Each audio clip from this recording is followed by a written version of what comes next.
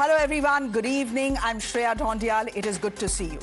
The situation is now turning strange in Tamil Nadu. The governor called Vijay once again to the Raj Bhavan and sent him back once again empty-handed. Why? Because the governor wants Vijay to prove that he has the majority mark of 118 before he is administered oath as chief minister. Vijay has 107 on his own, and the Congress has added 5 to his tally, which means he has 112 MLAs backing him. So Vijay is 6 short.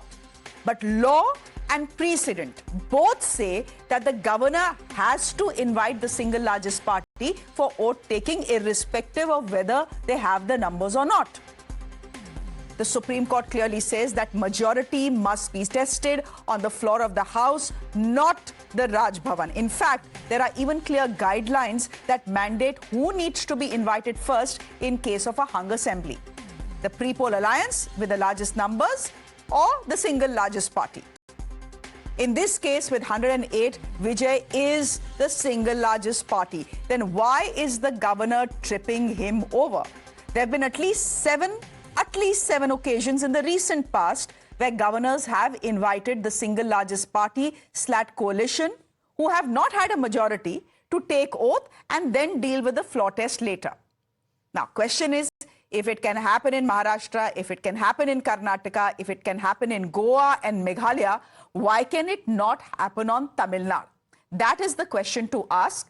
But for the moment, there are political temperatures that have risen in Tamil Nadu. Even smaller parties that are mulling support to the TVK but are yet to offer it are questioning the delay in this vote taking. The Congress is saying it will hit the streets tomorrow in protest. The charge is that the governor is blocking Vijay at the behest of the BJP. See, this governors, I thought, is coming from Goa. He's having good image there. But because of his RSS background and because of the pressure of Narendra Modi ji and Amit Shah ji, I think he's bending to BJP rather than bending towards the constitution and bending before the people of Tamil Nadu. Governor is making time pass. He's just playing with the gallery, showing that he's now inviting Vijay, that which is not correct. So governor has to be very clear that he has to invite Vijay to form the government. BJP should not try to rule Tamil Nadu with one MLA. They have got only one MLA elected in Tamil Nadu by the people. The BJP's mindset and the Delhi's mindset is not to make Mr. Vijay as Chief Minister. The governor is delaying that decision. We all know that Honorable Governor is a nice man, but he is under pressure from their whole system itself. BJP is having only one MLA in Tamil Nadu. With one MLA also, BJP is trying to do politics. I feel that Mr. Vijay should be invited to form the government quickly, and he should be allowed to face the floor test when the assembly, they should give time to face the floor test. That is the natural justice. The governor has no right to ask Sri Vijay to prove the numbers. He is responsible to prove the absolute majority in the floor of the assembly. So I request our honorable governor to invite TVK President Sri Joseph Vijay to form government. The single largest party's leader would be called upon by the president in the case of Lok Sabha and by the governor in the case of legislative assemblies. Why Tamil Nadu governor is not doing that? There is a party, Tamil Vetri Kazhagam, and its leader, Mr. Vijay, who have been voted as the single largest party by popular verdict. Why he is not being called upon to stake his claim? This creates a lot of suspicion. So the governor of Tamil Nadu should follow strictly the democratic convention. I'm being joined by Dr. Abhishek Manu Singhvi. He's a 5th-term sitting MP, a member of the CWC, also an eminent jurist. Dr. Singhvi, thank you very much for your time here on Times Now. Can I start by asking you a simple question? If the governor says, show me your majority, and ask Vijay, how will you run a stable government if you don't have the numbers, then where is he wrong? How is he wrong? I would like to answer your question by saying what is right in that stand. Let me start very clearly by saying it is deplorable, it is unprecedented, and it is condemnable. Look, Shreya, you have the single largest party, short by 3 or 4. He is applying, he is not claiming to have a majority, he is making it clear that he is short by 3 or 4. There is no rival claimant. It's an important point. The governor has had 3 days. He knows that he has 113 or 14, maybe short by 3, maybe by 4. There is a huge constitutional safeguard of which every governor exercises that if I ask you, Shreya, to form the government, I give you 10 or 15 days to prove your majority on the floor. Now, what ground does he have to issue a press release and not call him on the 3rd day? Where is the spirit of democracy goes? And before I give you a few legal points and a precedents, I have no hesitation in saying that almost every state governor in times of crisis after 2014, acting at the bidding of the center, is violating, distorting constitutional norms. You may be in the wrong channel for saying that, but I am saying it very clearly. Now let me tell you now. No, sir, I'll tell you. How does the BJP benefit? They just have one first, before that, MLA in Tamil Nadu. I'll tell you how they benefit. It's not their MLA. They want, in any situation, people to be dependent on them. People to be on their beck and call. Who do you think the ADMK is? The ADMK is nothing but funded by the BJP. So they would like the ADMK, if at all, to fish in troubled waters. Or they would like Vijay to be dependent totally on the BJP. But let's forget this politics. I want to ask you one thing. What kind of double standard and hypocrisy is this? Do your viewers know that Vajubhai Vala was the governor of Karnataka? He called Mr. Yedurappa by a letter of 16th of May, which I have it right now in my hand, 2018. I have it in my hand. But Yedurappa was short by 10 seats. He had 104 out of 224. Single largest. What happened? Is it because he had a saffron color? Mr. Fadnavis, 3 years before that, on 20th October 2014, I have that letter also in front of me. Governor Vidyasagar Rao called him when he had 22 seats short. First was 10 seats, this is 22 seats. The letter is there on 28th October. In fact, go back to the hoary past. Mr. Vajpayee, the gentleman that he was, asserted claim in 1996 when he was 111 short. You know, the parliament majority cutoff is 272. Mr. Vajpayee had 161. He was 111 short. He was called, nevertheless, by the president. He served for 13 days and resigned. So what's the problem? Can he hijack the government of the country? He could not face the floor test. He resigned. The most remarkable example is Mr. P.V. Narasimha Rao, a Congress Prime Minister. He ruled for full 5 years with about 25 short. In those days, the majority mark was 269 and he had 244 right through his 5-year term. So you think these minority governments can't form a government? The most interesting example is Mr. Rajagopalachari in 1952. I repeat, 1952, the majority mark was 188 and he had 152, that is 36 short. And let me end now by giving you some law. 9 judges in Bombay, and those interested thinking that I'm fibbing can see para 395. They repeat and say the only floor test is the right place to test this. The governor here, unfortunately, and I would even use a stronger word, is making his governor's house into the floor house or the floor test house. Rameshwar Prasad, 5 judges in the Bihar case, para 65, say single majority, largest majority must be called. Of course, they must be subjected to the floor test. Sarkaria Commission same sentiment, same para, same issue. So why does this government's governors make a distortion out of democracy in every case? You have governors sitting on bills. For years, you have governors not giving the address in the beginning of the session of the assembly. You have governors doing all kinds of antics. Why? Does the ruling party and the ruling dispensation have no respect for constitutional spirit? But I'm again asking you, the ruling party is the BJP. How do they benefit in Tamil Nadu, given the fact that the people of Tamil Nadu have voted for Vijay 108 and the BJP has just one MLA? They cannot rule via one MLA, can they, sir? I've answered that. It's not that the BJP is going to stake the claim. I told you the two answers. They want to be in a position of power. They want to make the claimant dependent on them. They want to make Vijay and the TVK beg. And they certainly want to push their proxy, the ADMK. Is there any doubt about it? Let this stalemate continue. After some time, you will find the DMK coming up. The ADMK coming up, AIADMK. But sir, this is very sad. But sir, the AIADMK will also need help. And they are in talks with your former ally, the DMK. Will that be legal? Will that be okay? I am not here to speculate. I am not here to speculate on such things.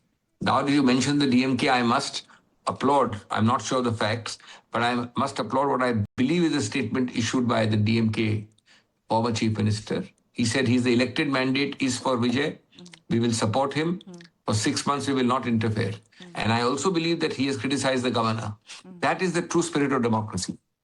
Not what BJP appointed puppet governors do, and not what BJP supported proxy puppet parties do. All right. Mr. Abhishek, Manu, Singhvi, we leave it there. Thank you very much for your time here on Times Now. Let me introduce my guest very quickly. Mithun Vijay Kumar is a political analyst joining us on the broadcast. Kishore Swami is from the AIADMK. He is an AIADMK supporter joining us on the broadcast. Salim Dharanidharan was supposed to be with us, the DMK spokesperson. We've just been told he has bailed out. The DMK, it seems, doesn't want to speak on the subject. Mr. Nand Kumar is a political analyst who supports the TVK. He is joining us on the broadcast. And Lakshmi Ramachandran is spokesperson of the Congress party who is joining us on the broadcast as well.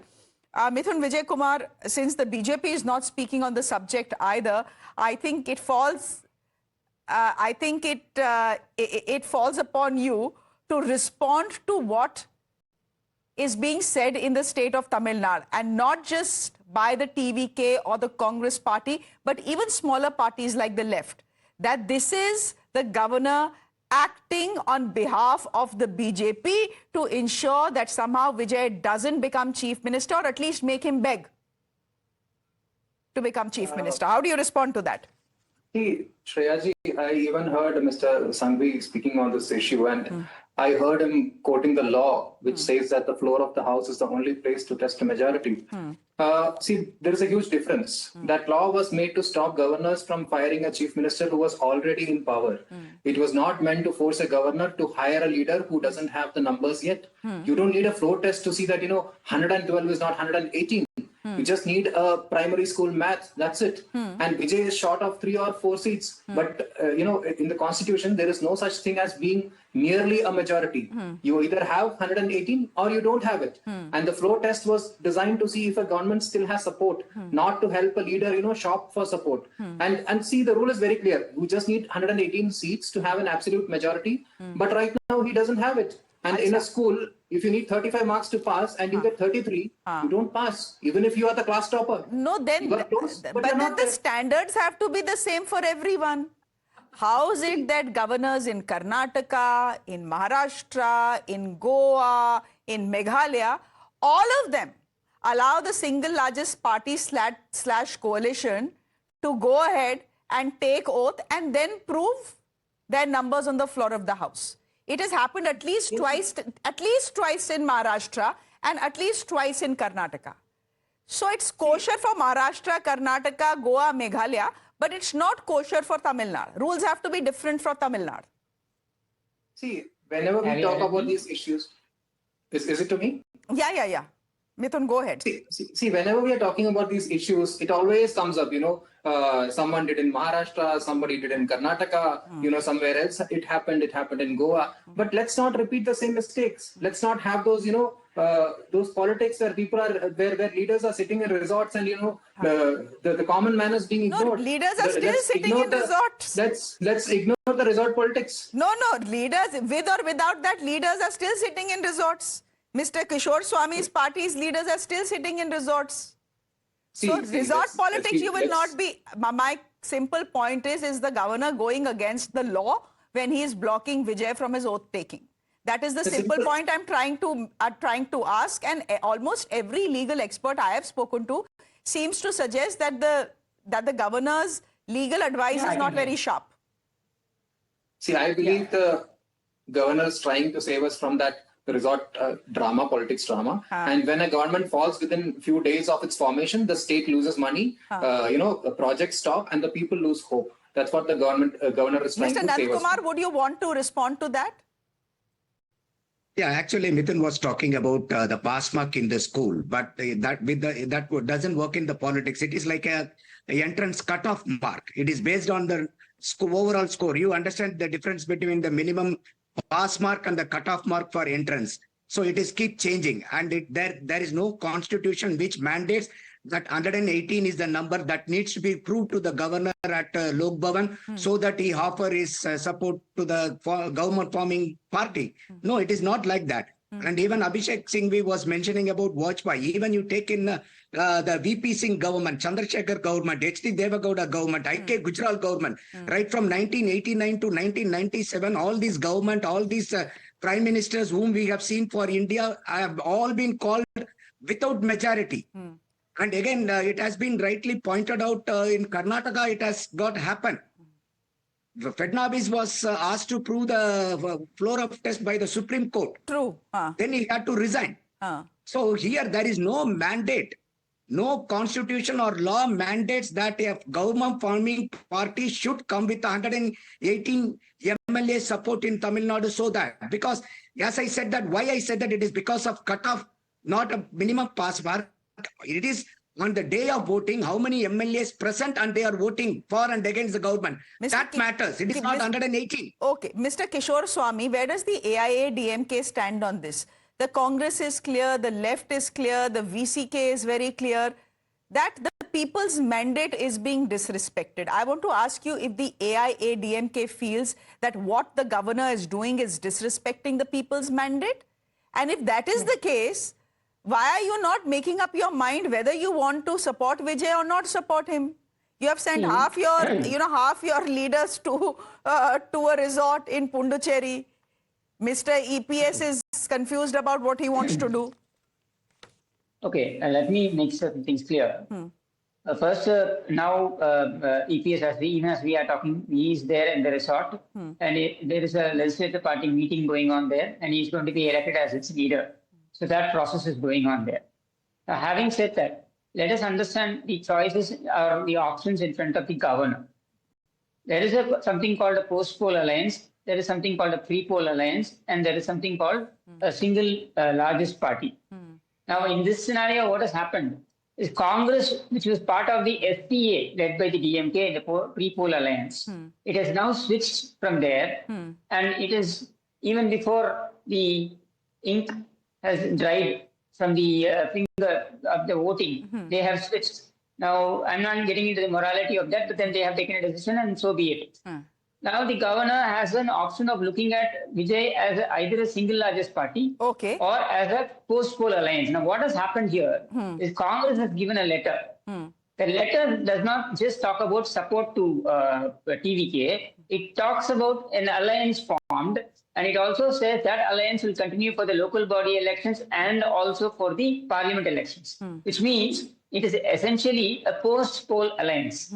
Since it is a post-poll alliance, you have to have the number. Now, Vijay by himself is accepting that he only has about 113. Sir, but there have been post-poll coalitions who have not had the numbers and still have been invited.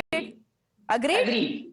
Agreed. But here, the peculiar situation is that this particular assembly is divided into three blocks. One is the SPA led by the DMK. The other is the NDA led by the AIDMK. And the third is a newly formed post-poll alliance led by the TVK and the Congress. So, Now the governor cannot act in any way which will be biased to any of the blocks. And Vijay is agreeing he's not having anything more than 113 as we talk today. So where is he going to conjure up the numbers? Is he going to break any other alliance? If he's going to break, is that going to be horse trading? Should the governor go along with it? The AIADMK needs to be careful because there are at least 30, if not less, members of the AIADMK who have been recently elected as MLAs who want to support Vijay. No, this is all happening only in the media. Achha, I tell you. Then why has everyone been sent to Pondicherry to a resort? Yeah, that is because from the TVK side there have been attempts to poach. So to protect themselves, the AIADMK is taking it is well within its right to take the MLAs and keep them in Puducherry. Lakshmi Ramachandran, the AIADMK spokesperson here is suggesting that all this problem has arisen only after the Congress has given support to the TVK. Because if it was the single largest party, the TVK, then the invite would have come for the swearing it. But now, because this is a post-poll alliance, well, matters have complicated themselves. If it had just been a post-poll alliance and still it had been short, it would have been okay. But because it is the Congress party, Mr. Amit Shah has a problem, and Mr. Amit Shah's proxy, the governor, has a problem. This is being openly told across Tamil Nadu by many. They are saying that if Mr. Vijay had not invited the Congress party or the VCK or the communists, he could have formed the government even without, having adequate numbers. They would have been, they're suggesting that, since he will be short of numbers, they will be able to manipulate and they will be able to control things, which Mr. Vijay is not okay with. So as soon as he realized that their party does not have adequate numbers, he was very clear he will reach out only to secular parties who fought as part of other alliances, and he will request them and he'll ask them to be part of his government, not just his alliance, but his Madam, government. is AIADMK secular in your eyes or not, given the fact that they were in an alliance with the BJP? Because Vijay has even reached out to them, at least a section of them. No. A party, he has clearly said that a party that is part of NDA, they will not reach out to any party that has been part of NDA. They have been very clear. And all their, top leaders have been saying... It is okay to reach out to SPA. Vijay was going hammer and tongs at the SPA. Vijay was going hammer and tongs with Stalin. You won the mandate. You won the 5 members by saying you want Stalin to be the CM. Is it right on his part to poach into the SPA alliance partners? See, I will explain. So we are, of course, parting ways with the DMK, and we are doing it for hate. But the situation demands that the government in Tamil Nadu needs to be formed, and it is the people's mandate that we are trying to support. The mandate was never for Congress. Change. The mandate was against Congress. This happens in many parliamentary democracies. In fact, it was the AIADMK and DVK. The mandate was only for one man. His name is Vijay. No, and everyone seems to be blocking him. No, the mandate was only for one man. He should have had the 118 seats. He's not having the number. Sir, he was just 10 short. The number is divided. No, he made it 2 short, but still he's not having the mandate. Do you want to push the people into another election? Do you know what will happen if that happens? He will come back. He will come back with resounding numbers. Are you okay with that? We will talk about that. We will talk that when we come to that. No, but can I ask the AIADMK and Mr. Mithun Vijay whether that is what they want? 1 minute.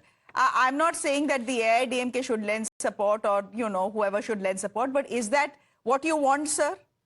Another election, which means more expenditure for the state, and which also possibly means that a lot of votes that you got this time will simply go to Vijay because they are seeing what is happening in the state. See, Shreya ji, I can't speak on behalf of the BJP, but definitely if you look at the situation in Tamil Nadu, you can clearly see that Congress is acting like a thankless spouse to the DMK.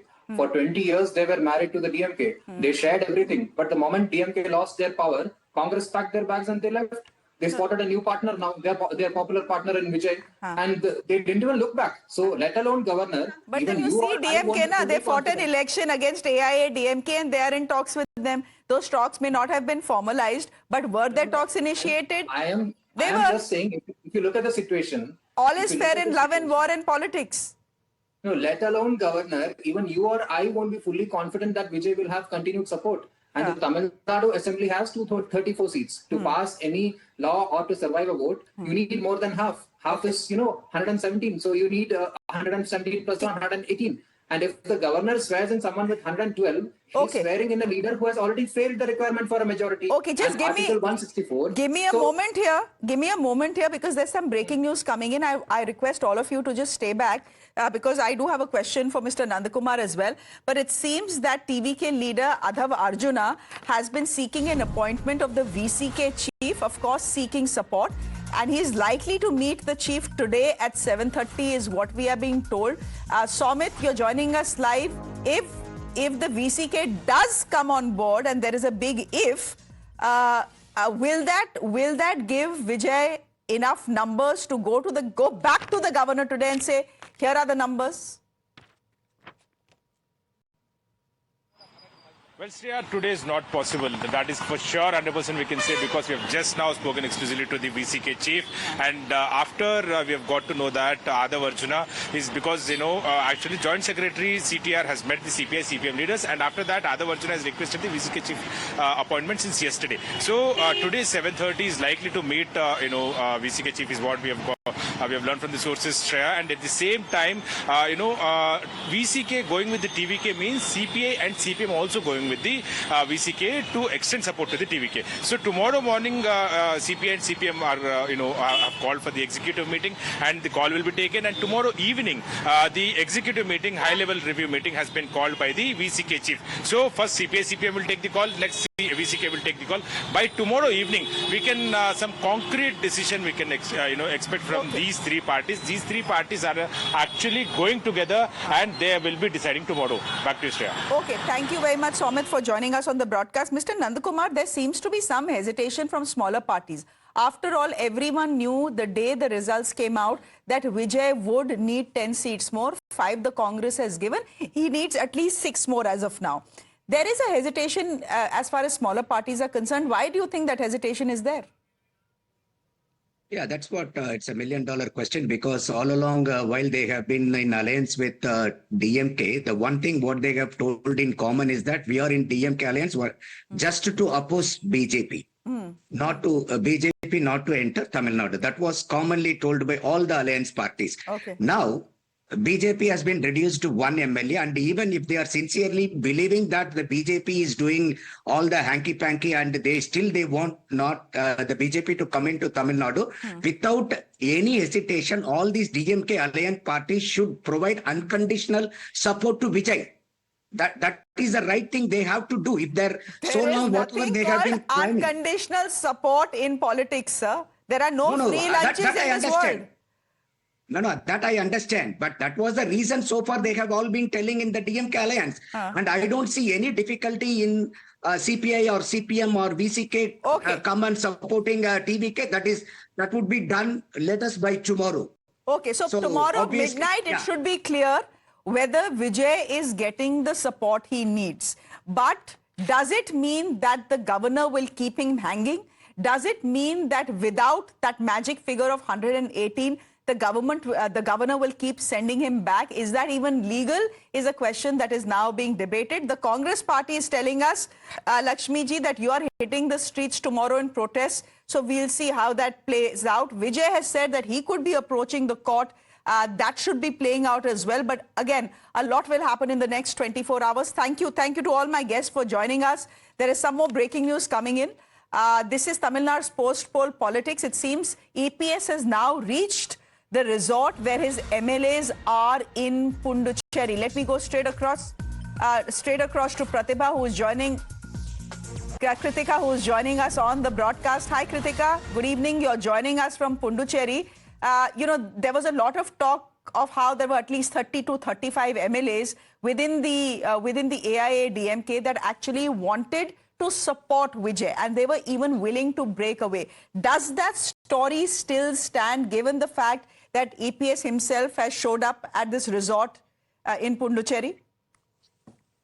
Right, Shreya. So what we're learning currently as of speaking to the state secretaries who are present here, the word that they are saying is that they were in fact now the version is that they were called here by EPS himself. That as a mother calls out to a child and a child delivers, that is how EPS had called out to them, and they're all here now. They say that they will not be extending support to Vijay and that their guiding figure is going to be EPS itself. They've also in fact stated that the mandate, there is in fact 65% of vote share. This is what one of the state functionaries had told us, that is against Vijay, and that is why they will not support this party. They've also in fact supporting the stance of the governor, wherein in fact they have said that the governor is well within his right to in fact ask Vijay to prove his majority before he invites him to form the government. So this is the current stance that the AIA-DMK is of course putting up. But remember, this is coming in after we've already spoken about how there has been fissures inside the camp. There has been an intent to join hands with Vijay's TVK so that the AIA-DMK can come back in power, which has been a long-lost dream, of course, for the last few years, specifically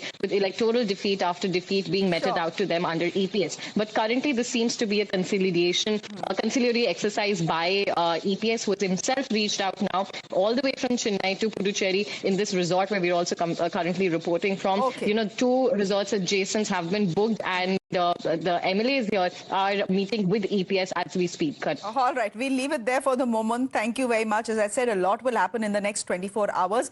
Meanwhile, more news coming in. A resolution has been passed by the DMK against their ally, the Congress, for betraying them and switching to the TVK. Dharani, you're joining us live on the broadcast. Just a formality. I mean, it's not like a resolution will make the Congress reconsider their decision.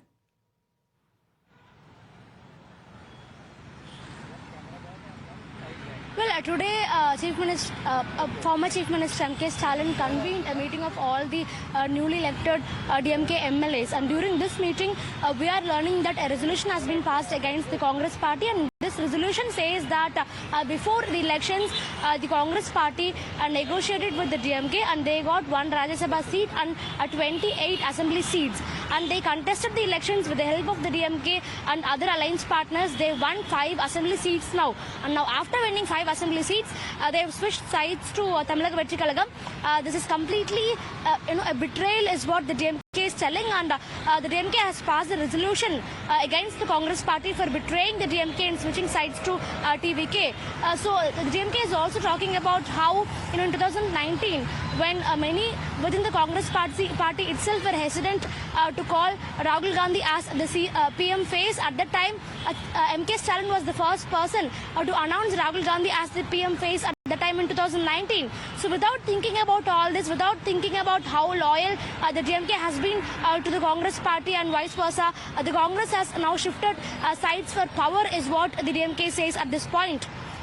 Can I then also ask you whether the DMK is seriously considering that alliance with the AIA-DMK? I mean, it's a party they fought the election against.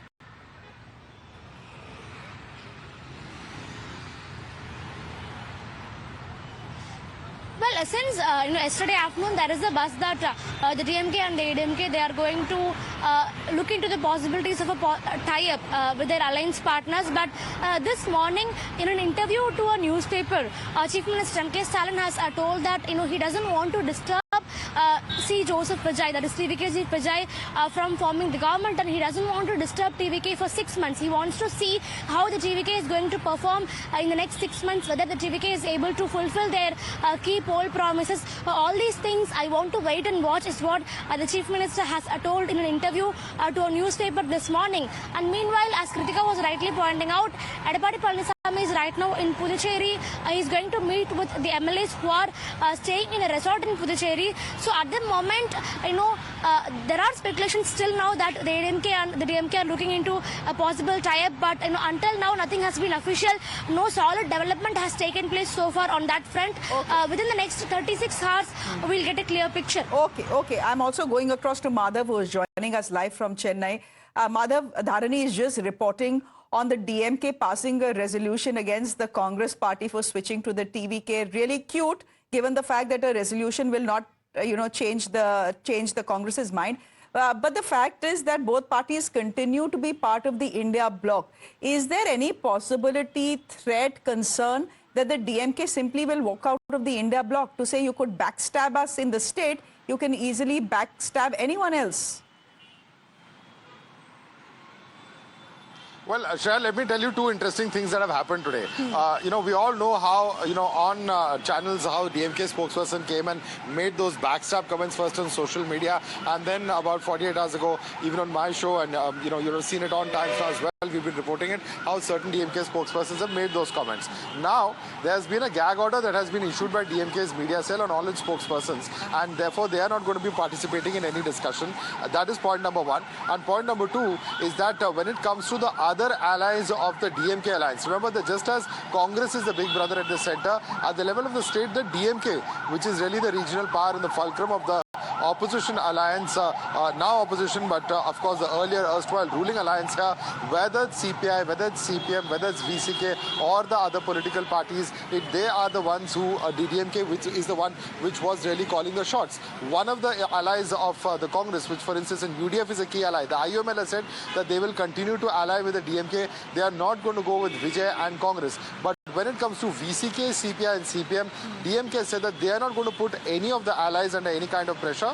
They are political parties which have their point of view and they are willing to or are free to go ahead and exercise their democratic right in terms of which political party they want to support. So clearly, looking at from the larger national perspective, DMK also, there's been a kind of collaboration from, the statements of outrage, the statements of, being completely backstabbed to now, of course, waiting and watching and seeing if TVK and how they will take across their entire issues related to government formation and then eventually governance. That's the image that DMK has given so far. Okay, so but yes, as you rightly put it, there is a lot of speculation about whether the two bitter rivals, ADMK and DMK, can actually work together and whether that's a feasible thing or not, being denied on record for the moment, but very much will in the realm of speculation and possibility at this point of time. Okay, so Madhav, then here is the quick question. Is it then possible, given the stand that the DMK has taken as far as its allies are concerned, is it then possible that Vijay manages to cobble up 118 that the governor is demanding from him in the next 24 hours? Well, it all depends on the crucial meetings tomorrow. We have CPI, CP and VCK which have said that they will have their own internal meetings and then they will decide whether they want to support the alliance or not. Remember that both the left parties and VCK are upset about the fact that they were not considered or they were not taken into confidence when TVK and Congress made this announcement. And that's something that's been expressed in terms of the displeasure at the national level leadership as well as the state level. So they certainly are, if I can use a phrase, hard to get, they certainly are playing hard to get at this point of time with the Congress and the TVK. They will go through their own motions as to satisfy themselves. There's also, of course, talk that some of their MLAs are not very happy with it, pacifying them. And also the most important thing, what is their pound of flesh? What are they going to get out of the alliance and supporting it at such a crucial juncture? Cabinet berths, perhaps Deputy Chief Minister posts, we don't know what it is that they will be asking for, or specific departments, for instance, as we've seen in several other states, or their examples. So that really is where it all will boil down to. And what really will these allies have to say tomorrow will be crucial in determining whether Vijay will get to that magic figure of 118 or not. Vijay's dream debut has turned out to be a bit of a migraine for him. We'll leave it there for the moment, Madhav and Dharani. We'll see how things develop in the next 24 hours. Thank you very much both for joining us from Chennai with the latest. On that note, ladies and gentlemen, a quick break. There's much more news on the other side. Do stay with us.